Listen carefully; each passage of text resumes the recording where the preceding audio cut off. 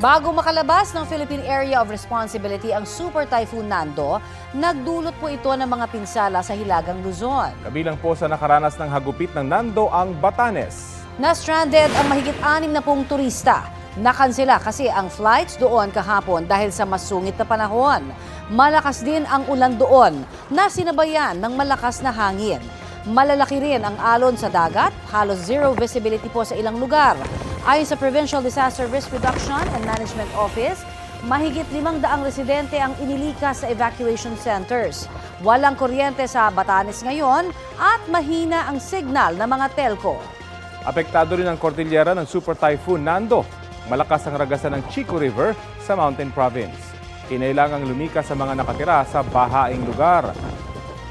Binaha naman ang Marcos Highway sa Baguio City. Ayon kay Yus Cooper Molly Balanag, hindi na nila itinuloy ang kanilang biyahe doon.